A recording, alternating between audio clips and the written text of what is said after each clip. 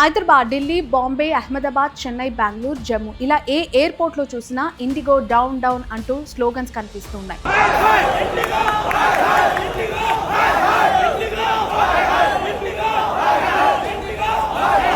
దేశవ్యాప్తంగా ఎయిర్పోర్ట్స్లలో చాలా హెజిటేషన్స్ కొనసాగుతున్నాయి. దేశంలో 2200 ఫ్లైట్స్ నడిపే ఇండిగోలో బుధవారం 300 ఫ్లైట్స్ క్యాన్సిల్ అయితే గురువారం ఆ సంఖ్య 550కి చేరుకుంది.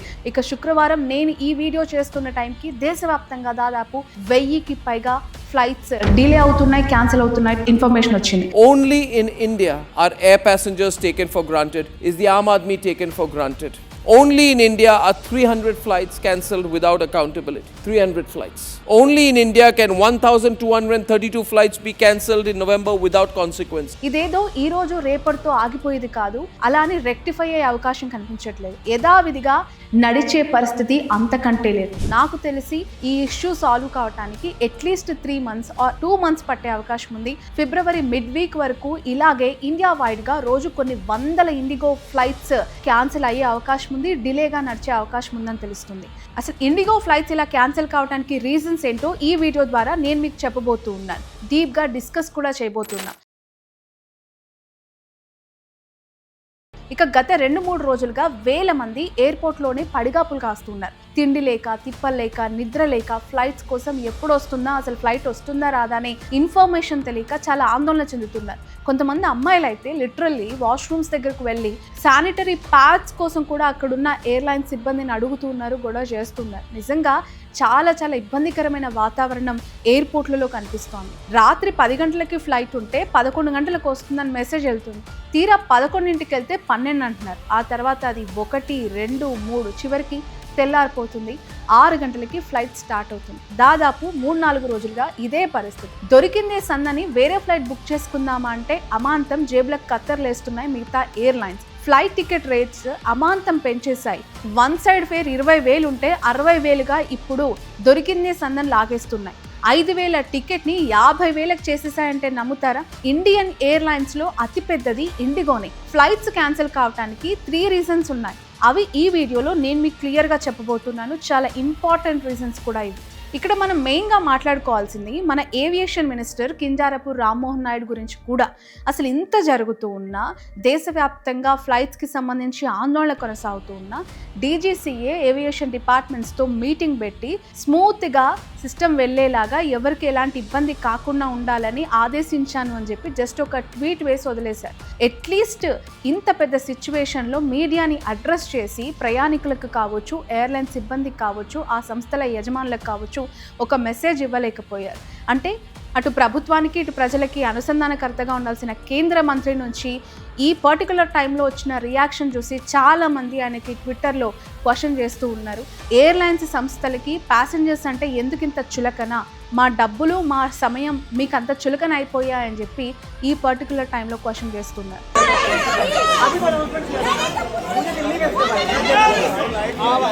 ఇక ఈ వీడియోలో ఇండిగో కస్టమర్స్ని ఎలా మోసం చేస్తుందో కూడా నేను క్లియర్గా చెప్పాలనుకుంటున్నా. అండ్ కస్టమర్స్గా మీకు కూడా కొన్ని రైట్స్ ఉన్నాయి. మీరు కూడా కొన్ని ఇమీడియట్గా అక్కడ చేస్తే అక్కడ నుంచి రెస్పాన్స్ వచ్చే అవకాశం ఉంటుంది. అవి కూడా ఎక్స్ప్లెయిన్ చేయబోతున్నా. డీజీసీఏ అడిగిన ప్రశ్నలకి ఇండిగో ఇచ్చిన ఆన్సర్స్ ఏంటో కూడా ఈ వీడియోలో మనం తెలుసుకుందాం. అండ్ ప్రజెంట్ ఇమ్మీడియట్గా మీ ఫ్లైట్ లేట్ అయితే మీరు ఎక్కడైనా హోటల్ స్టే చేయొచ్చు, లేదంటే అక్కడే ఉన్న కొన్ని రూమ్స్లలో మీరు స్టే చేయొచ్చు, ఫుడ్ ఆర్డర్ చేసుకోవచ్చు, మీకు కావాల్సిన నీడ్స్ కూడా కొన్ని రేజ్ చేసుకోవచ్చు. బట్ ఆ బిల్లులని జాగ్రత్త మీ దగ్గరే పెట్టుకోండి. ఎందుకో కూడా చెప్పబోతున్నా ఈ వీడియోలో.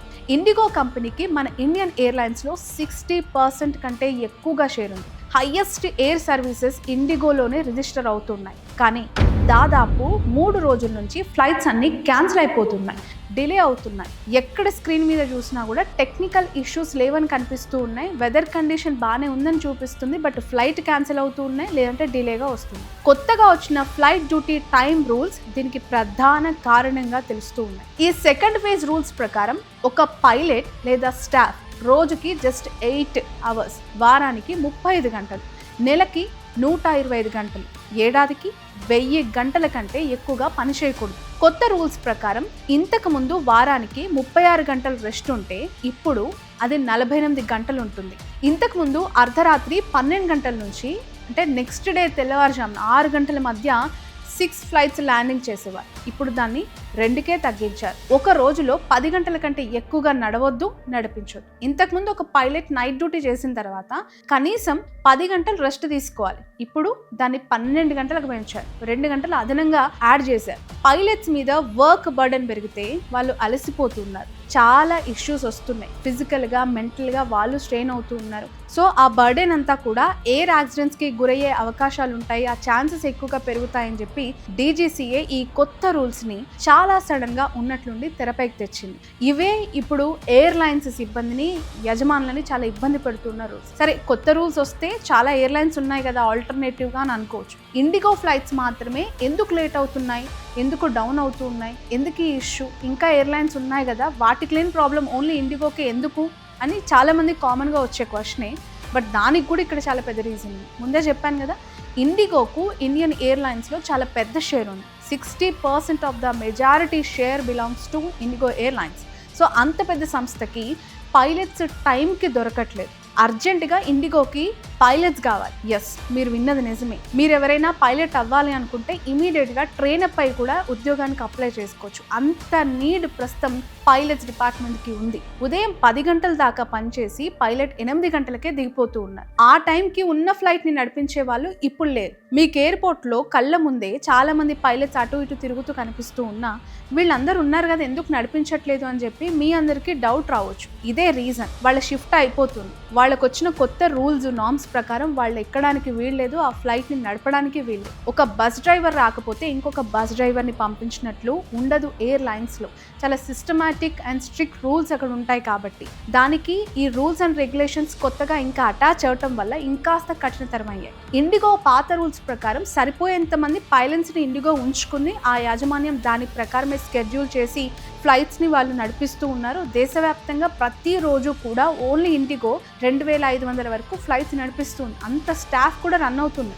బట్ కొత్తగా వచ్చిన రూల్స్ కాబట్టి ఇంకా ఎక్కువ మంది పైలట్స్ ఇప్పుడు ఇమీడియట్గా అవసరం ఉంది. 1-2 రోజుల్లో పైలట్స్ని తీసుకుందామా అంటే అది హైలీ ఇంపాసిబుల్. ఎందుకు అని అంటే బికాజ్ వాళ్ళకు ఒక ప్రత్యేక శిక్షణ ఉంటుంది. ఆ ట్రైనింగ్ కంప్లీట్ అయిన తర్వాత అనేక మాక్ డ్రైవ్స్ చేయాల్సి ఉంటుంది. అవన్నీ కంప్లీట్ అయిన తర్వాతనే వాళ్ళు పైలట్స్గా అప్రూవ్ అవుతూ ఉంటారు. సో ఇమీడియట్గా రిక్రూట్ చేయడం అనేది ఇక్కడ చాలా రిస్కీ థింగ్, ఇప్పటికిప్పుడు కాని అంశం. ఇక థర్డ్ రీజన్, చాలా ఇంపార్టెంట్ రీజన్ కూడా ఇది.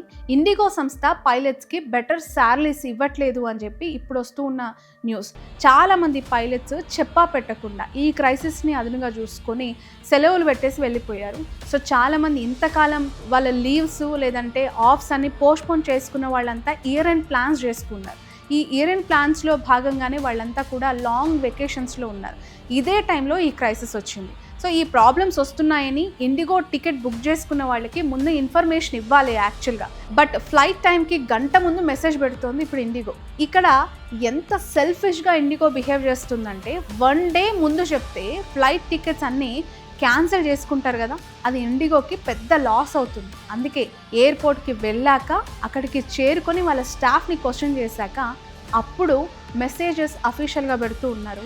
అప్పుడు ఆ కౌంటర్ దగ్గరికి వెళ్ళి అడిగిన వాళ్ళకి సమాధానం ఇస్తున్నారు. ఒక్కో కస్టమర్ లిటరలీ 8 అవర్స్ ఎయిర్పోర్ట్లో వెయిట్ చేస్తున్నారు. మినిమం 8 అవర్స్ అంటే వాళ్ళ టైం ఎంత వృధా అవుతుందో ఇక్కడ అర్థం చేసుకోవచ్చు. అయ్యప్ప భక్తులం అందరం కూడా ఇరుముడి కట్టుకొని అందరూ కూడా శబరిమల వెళ్ళడానికి దాదాపు నిన్న ఉదయం వచ్చారు కొంతమంది స్వాములు. మాది కూడా నిన్న మధ్యాహ్నం 2 గంటలకు ఫ్లైట్ ఉండే, ఇండిగో ఫ్లైట్. మధ్యాహ్నం 2ది, సాయంత్రం 9కి, 9ది 12 అన్నారు, 12ది ఈరోజు ఉదయం 5 అన్నారు. ఉదయం 5 నుంచి మళ్ళీ ఇప్పుడు అడిగితే ఇప్పుడు మధ్యాహ్నం 3 గంటలకు. DGCA ఇండిగోని ఒక 3 క్వశ్చన్స్ చేసింది. ఇండిగో ఫ్లైట్స్ ఎందుకు క్యాన్సిల్ చేస్తున్నారు, దీన్ని సాల్వ్ చేయడానికి ఏం యాక్షన్ తీసుకున్నారు, అండ్ 3వది ప్యాసింజర్స్ ఇబ్బందులు పడకుండా వాళ్ళకి మీరు ఎలాంటి చర్యలు ఆల్టర్నేటివ్గా చేస్తున్నారు అని చెప్పి ఈ ఎంటైర్ ఇష్యూ మీద ఒక రిపోర్ట్ ఇవ్వాలని కూడా ఇండిగోని ఆర్డర్ చేసింది. అయితే దీనికి ఇమీడియట్గా ఇండిగో కూడా రెస్పాండ్ అయింది. ఇది చాలా ఇంపార్టెంట్. Phase 2 FDTL వల్ల తమ దగ్గర సరిపోయేంత పైలట్స్ లేరని ఓపెన్గా ఒప్పేసుకుంది. Phase 2 అమలు చేయడంలో మిస్టేక్ జరిగిందని, ప్లాన్ సరిగ్గా లేక ఈ ప్రాబ్లమ్స్ వచ్చాయని ఒప్పుకుంది ఇండిగో. ఈ రీజన్స్ వల్లే ఒక్క ఢిల్లీ ఎయిర్పోర్ట్లోనే 200 ఫ్లైట్స్, హైదరాబాద్లో 225 ఫ్లైట్స్ ఆగిపోయాయి. ఇదంతా ఒక సైడ్ అయితే నిన్న ఇండిగో మరొక పెద్ద బాంబు పేల్చింది. ఫిబ్రవరి 10వ తారీఖు దాకా ఈ ఫ్లైట్స్ ఇలాగే క్యాన్సిల్ అవ్వచ్చు, లేదంటే డిలే కూడా అవ్వచ్చు అని చెప్తుంది. బికాజ్ ఇక్కడ టెక్నికల్ ఇష్యూస్ కాదు, మ్యాన్ పవర్ క్రైసిస్ అనేది ఇప్పుడు ఇండిగోని వెంటాడుతుంది. ఇమీడియట్గా పైలట్స్ని రిక్రూట్ చేసుకోవటం, కొత్త పైలట్స్ని రిక్రూట్ చేసుకొని వాళ్ళు ఎలా నడుపుతున్నారు అని చెప్పి మానిటరింగ్ చేసి వాళ్ళ శిక్షణలు అన్నీ కూడా సక్సెస్ అయిన తర్వాతే వాళ్ళకి ఫ్లైట్స్ని అప్పచెప్పాలి. సో అప్పటి వరకు కూడా ఈ ఇష్యూ ఇలా కొనసాగే అవకాశం ఉంది. ఖచ్చితంగా ఇది ఫిబ్రవరి మంత్ ఎండ్ వరకు కూడా కొనసాగే అవకాశం ఉంది అని చెప్తున్నారు. సో డైలీ నడిచే ఫ్లైట్స్ని కూడా తగ్గిస్తామని కూడా చెప్తూ ఉన్నారు. ఇండిగో విమానాల రద్దు ప్రభుత్వం అనుసరిస్తూ ఉన్నా, సో ఇండిగో ఎయిర్లైన్స్కి సంబంధించి దేశవ్యాప్తంగా అటు నేషనల్ మీడియా ఇటు లోకల్ మీడియా అనేక ఎయిర్పోర్ట్స్లో వార్తలను కవరేజ్ చేస్తోంది. మోర్ ఓవర్ ఎప్పటికప్పుడు ప్యాసింజర్స్కి సంబంధించి కూడా ఇష్యూస్ అని మనం చూస్తూ ఉన్నాం. ఇదే టైంలో రాహుల్ గాంధీ కూడా దీనిపైన రియాక్ట్ అయ్యారు. మోదీని అలాగే బీజేపీని ఆయన కౌంటర్ అటాక్ చేశారు. ఇండిగో విమానాల రద్దు ప్రభుత్వం అనుసరిస్తున్న మోనోపోలీ మోడల్ విధానాలే కారణం అని చెప్పి ఆయన విమర్శించారు అండ్ ట్వీట్ కూడా చేశారు. కేంద్ర ప్రభుత్వం తీసుకుంటున్న అనేక విధానాలు నిర్ణయాలకి సామాన్య ప్రజలు మూల్యం చెల్లించుకుంటున్నారని చెప్పి ఆయన మాట్లాడుతున్నారు. నిజంగానే ఇక్కడ సామాన్య ప్రజలు తప్ప ఎవరు ఇబ్బంది పడట్లేదు. వాళ్ళు చేసుకున్న టికెట్లు క్యాన్సిల్ అయిపోయాయి, వాళ్ళు ప్లాన్ చేసుకున్న టైము టూర్స్ అన్నీ వృధా అయిపోయాయి, చాలామంది ఇబ్బందులు పడుతున్నారు. సో ఒక డెసిషన్ తీసుకునే ముందు దాన్ని సెంట్రిక్గా ఎన్ని ఇష్యూస్ వస్తాయనేది ముందుగానే ఊహించుకొని డెసిషన్ తీసుకొని ఏవియేషన్స్కి లేదంటే ఎయిర్లైన్స్కి అలర్ట్ చేస్తుంటే బాగుండేదేమో. సడన్గా తీసుకుని ఎయిర్లైన్స్ మీద రుద్దేసరికి ఇండిగో ఈరోజు ఇలాంటి ఇబ్బందుల్లో కూరుకుపోయింది. భారత్లో ప్రతి రంగంలో న్యాయమైన పోటీ ఉండాలని మ్యాచ్ ఫిక్సింగ్ తరహా గుత్తాధిపత్యానికి తావులేదని చెప్పి రాహుల్ గాంధీ అంటూ ఉన్నారు. సో ఆ ట్విట్టర్లో దేశ సంపద కొందరికైనా లేక అందరికా అని కూడా రాహుల్ గాంధీ క్వశ్చన్ చేస్తూ ఉన్నారు. సో నేను వీడియో స్టార్టింగ్లో చెప్పాను కదా, IndiGo flight or any other airlines మీకు ఫ్లైట్ డిలే అవ్వచ్చు లేదంటే క్యాన్సిల్ అవ్వచ్చు.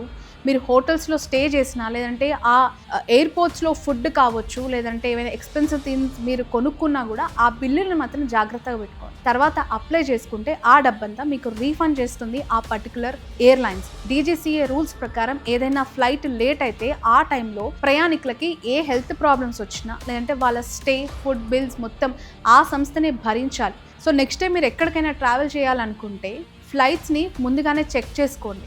ఇండిగోకి మాత్రం ప్రస్తుతం అసలు వెళ్ళకపోవటమే మంచిది. ఎందుకు అనంటే ఈ ఇష్యూ ఎప్పుడు రిజాల్వ్ అవుతుంది, మళ్ళీ యథాస్థితిగా ఇండిగో ఎయిర్లైన్స్ ఎప్పుడు నడిపిస్తుంది అనేది మాత్రం ఒక క్వశ్చన్ మార్క్. సో ముందుగానే స్కెడ్యూల్ చేసుకున్న మీ ప్రయాణాలని చాలా సేఫెస్ట్ ఎయిర్లైన్స్తో చూస్ చేసుకుంటే మాత్రం ప్రయాణం సాఫీగా సాగుతుంది. అసలు కేంద్ర ప్రభుత్వం లేదనంటే ఏవియేషన్ డిపార్ట్మెంట్ తీసుకున్న ఈ కొత్త రూల్స్ వల్లనే ఈ ఇష్యూ వచ్చిందా, ఇండిగోకి ముందు నుంచి అనేక ఇష్యూస్ వల్ల ఇప్పుడు ఇది ఇంత పెద్దగా అయ్యిందా? ఈ వీడియో పైన మీ అభిప్రాయాన్ని కమెంట్ రూపంలో తెలియజేయండి.